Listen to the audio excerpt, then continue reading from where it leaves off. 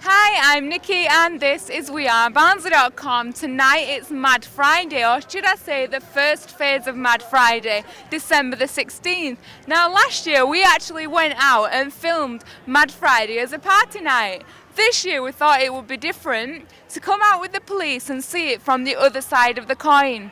So Mad Friday, brilliant party night for everyone, but what does it actually mean for our emergency services? Well, for us, it's about making sure we protect people that come into the town centre for a night out. Often people who don't come into the town centre on a regular basis.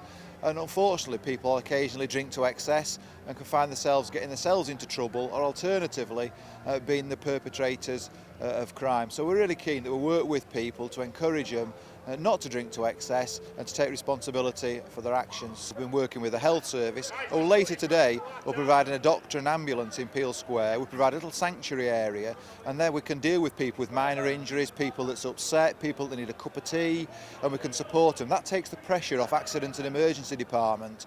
So we're working with other agencies to make sure that we support people.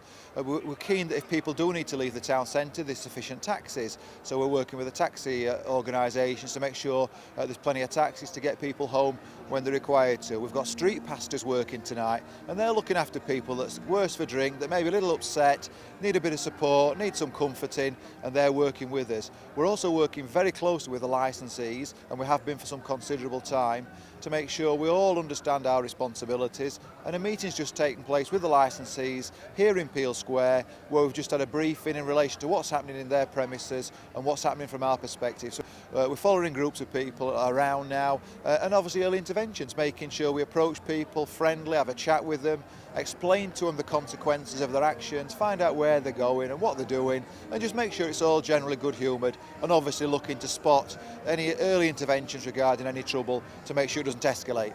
Well, people come into the town centre, and obviously drink has different effects on people. Some are quite jovial, some become tearful. People sometimes get separated from their friends, and sometimes, we just have to realise that sometimes you need a bit of support, a bit of comforting, and that's why we have people like the street pastors who assist us, and it frees police officers up then to go and be out high profile policing and supporting and dealing with other incidents that are more of a policing nature. Have the ambulance service turned up as required? Has the doctor turned up? Are the licensees playing their part? Has the council done what we require from the council? Has the pub watch done what it said it would do? And so far I'm delighted to say everybody has. But if they haven't, I can then feed that straight back and address that, ready for next Friday, for Christmas Eve, for Boxing Day and for New Year's Eve, where we repeat this operation. So unfortunately for us, it's a very, very busy time.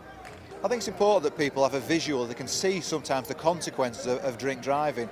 Certainly as a traffic inspector for several years in Barnsley, I saw firsthand the tragic consequences that drink often has, and the vehicle behind me was involved in a very, very serious accident, so people can actually see the consequences, understand that.